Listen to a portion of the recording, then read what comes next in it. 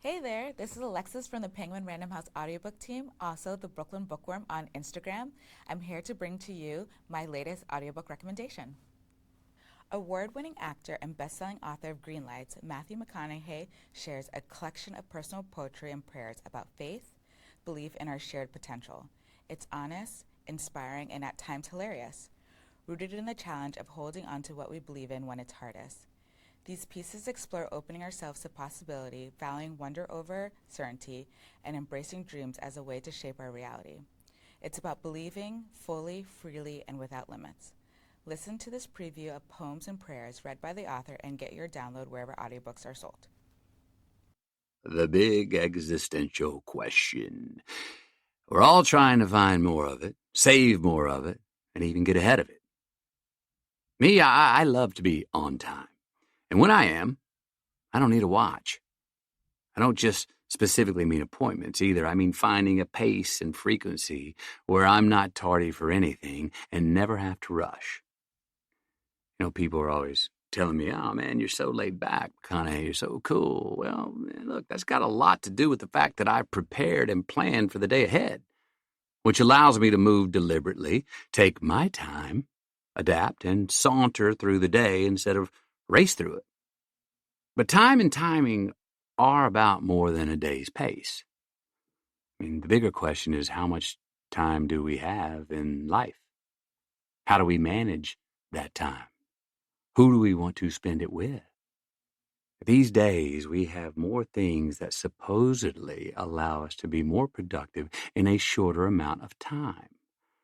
But I feel like we're racing against time more than ever before. And that math doesn't add up. Our lives are so consumed with comparison, selling us so many things that we think we want, but don't really need. Another fad, another app, another like. Is this what we want to do with our time?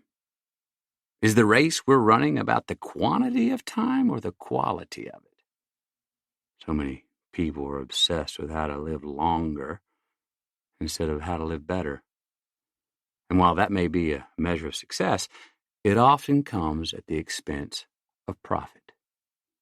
Now, I don't know about you, but I'd rather live 60 satisfying years than 90 not. And P.S., I've looked for more than 24 hours in many a day of my life, and I have yet to find another second. Let me know if you do. Backswing. Yeah. In between destruction and existence, paths of persistence and least resistance, below the climb and above the bow, where what it is answers how.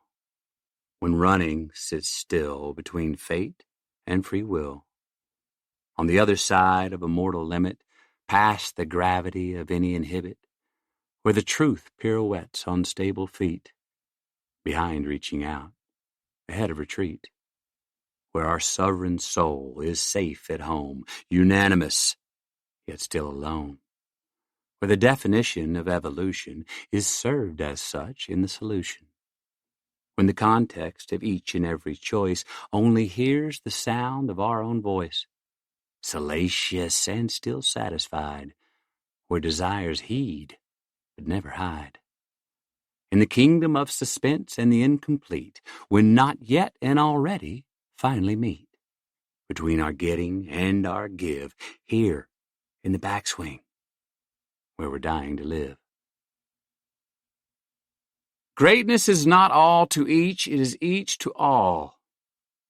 The genius can do anything, but does one thing at a time. You're going to find a few proverbs in this book.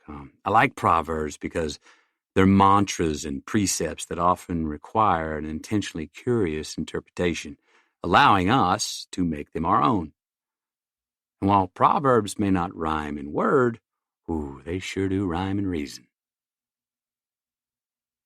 Time to trade. Quietly on Main Street, in the waiting room on the porch, in the vestibule on the other side of seeing, under the shade below the sun, in the sleep before my stretch, in no rush to stay, in no hurry to go, I decided to stay awake with my eyes open and dream sooner than when they closed. Because time was a trade, negotiable only if I wanted to keep it, which I did not. This was a hazy dream I had with my eyes open one mid-September afternoon in a hammock on a shady porch next to a Mexican saloon.